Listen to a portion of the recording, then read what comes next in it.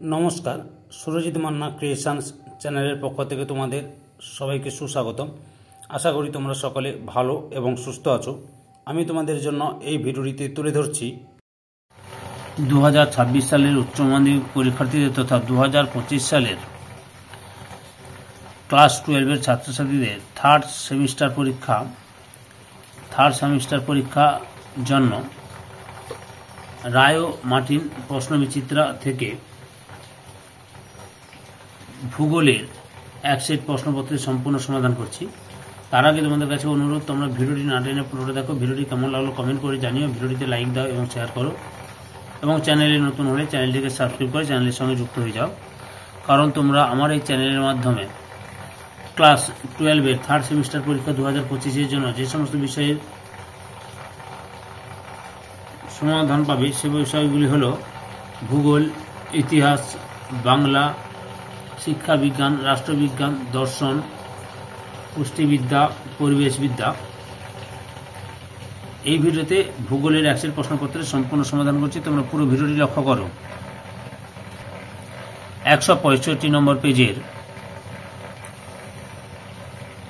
Model question paper 1 Hooghly branch government school, এই স্কুলের প্রশ্নপত্রের সেটি সম্পূর্ণ সমাধান করছি, তোমরা পুরো ভিডিওটি লক্ষ্য করো। প্রথম প্রশ্ন, ওয়েগনারের মতে মহাদেশ সমূহে নিরক্ষরেখামুখী সঞ্চরণের কারণ হলো অপশান বিতে বৈষম্যমূলক অভিকর্ষা শক্তি। পরের প্রশ্ন, মেরু ভ্রমণ বা পোলার ওয়ান্ডারিং অবস্থা মহাদেশের সঞ্চরণের সম্পর্কে ড্যাশ সংক্রান্ত প্রমাণ অপশান ডিতে পুরাচুম্বকীয়। পরের প্রশ্ন বলছে অনুচ্ছেদটি মনোযোগ সহকারে পড়ো এবং নিম্নলিখিত প্রশ্নের উত্তর দাও। আচ্ছা, কী হয়েছে একটু পড়ে নিই আমরা। বর্তমানে ভারতের হিমালয় অঞ্চলে শুধু হিমবাহ পরিলক্ষিত হয়। হিমরেখার উপরে তুষার ক্ষেত্রে হিমবাহ সৃষ্টি হয়, তবে মাধ্যাকর্ষণের ফলে এবং উপরে তুষারের চাপে হিমবাহের মুখটি তুষার রেখা ছাড়িয়ে অনেকটা নিচে নেমে আসে, তারপর গলে জল হয়ে নদীর সৃষ্টি করে। পুণ্যতোয়া গঙ্গার প্রধান ধারা ভাগীরথীর সৃষ্টি হয়েছে গঙ্গোত্রী হিমবাহের গোমুখ গুহা থেকে। অপর একটি প্রধান ধারা অলকানন্দা সৃষ্টি হয়েছে বদ্রীনাথের উত্তরে শতপন্থ আর ভাগীরথী হিমবাহের মিলিত প্রবাহের মুখ থেকে। আবার তিস্তা হিমবাহ থেকে পূর্ব হিমালয়ে তিস্তা নদীর উৎপত্তি হয়েছে। হিমবাহের গতিশীলতার কারণ হলো অপশান বিতে মাধ্যাকর্ষণ বল এবং উপরের তুষারের চাপ। অপশান বির উত্তরে ঠিক।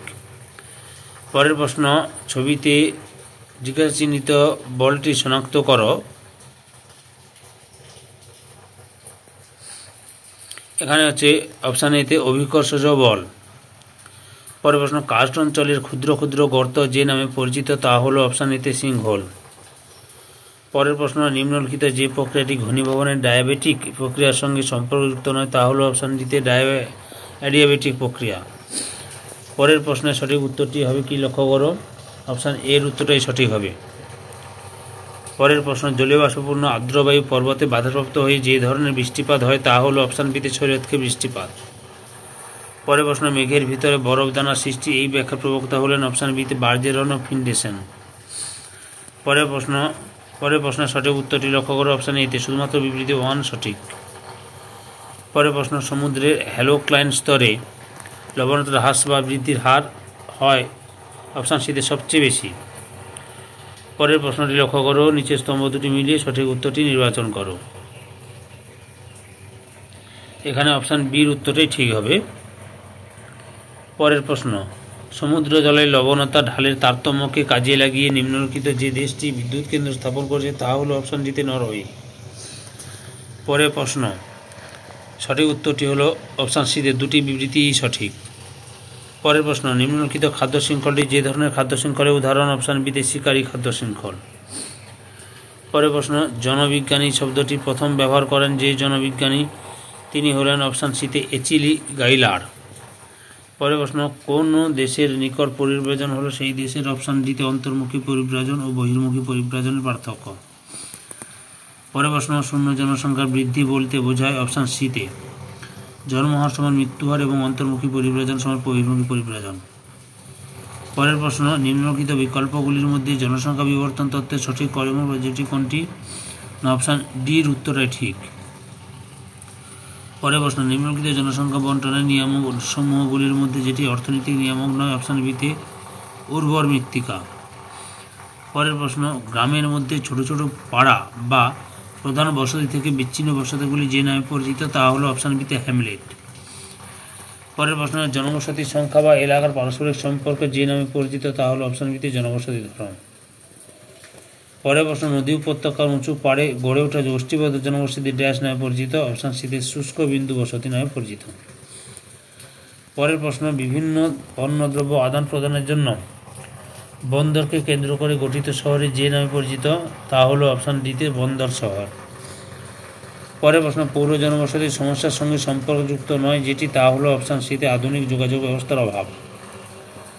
পরের প্রশ্ন, 2011 সালের জনগণনা অনুসারে ভারতের জনঘনত্ব হলো অপশান এতে 382 জন পার বর্গ কিমি।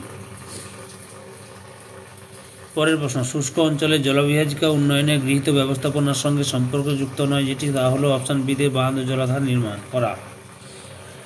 পরের প্রশ্ন, নিচের স্তম্ভ দুটি মিলিয়ে সঠিক উত্তরটি নির্বাচন করো।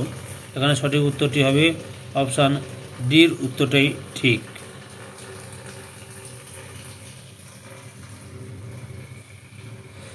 পরের প্রশ্ন, ভারতের প্রাচীনতম তেল খনিটি হলো অপশান এতে ডিগবয়। মানচিত্রে এই চিহ্নিত স্থানটি যে বায়ুশক্তি উৎপাদন কেন্দ্রে নির্দেশ করেছে তা হলো এখানে হচ্ছে গুজরাটের লাম্বা, অপশান বিতে। পরের প্রশ্ন, নিম্নলিখিত বিকল্পগুলির মধ্যে শস্যাবর্তন পদ্ধতির সঠিক ক্রমপর্যায় কোনটি? অপশান ডির উত্তরটাই ঠিক। পরের প্রশ্ন, ভারতের সবুজ বিপ্লবের জনক বলা হয় অপশান এতে ডক্টর এম.এস. স্বামীনাথনকে। পরের প্রশ্ন, ভারতের যে শহরে কার্পাস গবেষণাগার অবস্থিত তা হলো অপশান এতে নাগপুর। পরের প্রশ্নের সঠিক উত্তরটি হল অপশান বিতে এ ও আর দুটোই সঠিক এবং আর এর সঠিক ব্যাখ্যা নয়। এই ভিডিও লাস্ট প্রশ্ন, দেশীয় সীমানার মধ্যে সংগঠিত বাণিজ্য যে নামে পরিচিত তা হলো অপশান সিতে আভ্যন্তরীণ বাণিজ্য। ধৈর্য সহকারে সম্পূর্ণ ভিডিওটি দেখার জন্য তোমাদের সবাইকে অসংখ্য ধন্যবাদ। আজকে এই পর্যন্ত, পরবর্তী ভিডিওতে আবার দেখা হবে। Tata, bye bye.